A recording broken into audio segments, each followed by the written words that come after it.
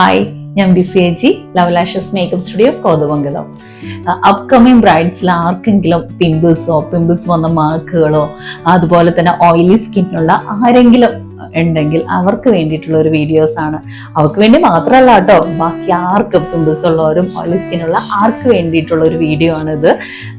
അവരെങ്ങനെ ശ്രദ്ധിക്കണം എന്നതിനെ കുറിച്ചിട്ടാണ് ഞാൻ പറയാൻ പോകുന്നത്. നിങ്ങൾ തീർച്ചയായിട്ടും ഒരു 3 മാസം മുമ്പെങ്കിലും നിങ്ങൾ പാർലർ വിസിറ്റ് ചെയ്യുക, അവരോട് ആയിട്ട് ഒന്ന് കൺസൾട്ട് ചെയ്യുക.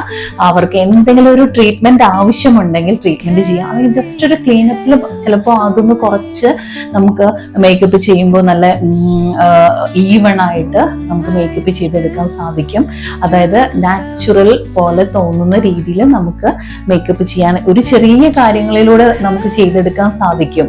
അപ്പോൾ തീർച്ചയായിട്ടും നിങ്ങൾ 3 മാസമോ അല്ലെങ്കിൽ ഒന്നും പറ്റിയില്ലെങ്കിൽ ഒരു 1 മന്ത് മുമ്പെങ്കിലും നിങ്ങൾ പാർലറിൽ എത്തുക, കൺസൾട്ട് ചെയ്യുക. ഇത് നിർബന്ധമുള്ള ഒരു കാര്യമാണ്. സ്കിൻ കെയർ സ്റ്റാർട്ട് ചെയ്യുക. സ്കിൻ കെയർ എന്താന്ന് വെച്ചിട്ടുണ്ടെങ്കിൽ ക്ലെൻസ് ചെയ്യുക, നല്ലൊരു മോയ്സ്ചറൈസർ യൂസ് ചെയ്യുക, അതുപോലെ ഒരു സൺ പ്രൊട്ടക്ഷൻ യൂസ് ചെയ്യാം. അപ്പോൾ നമുക്ക് അടുത്ത വീഡിയോയിൽ ക്ലെൻസിങ് എങ്ങനെ ചെയ്യണമെന്നുള്ളൊരു വീഡിയോ ആയിട്ട് ഞാൻ നാളെ നിങ്ങളുടെ അടുത്തേക്ക് വരാം.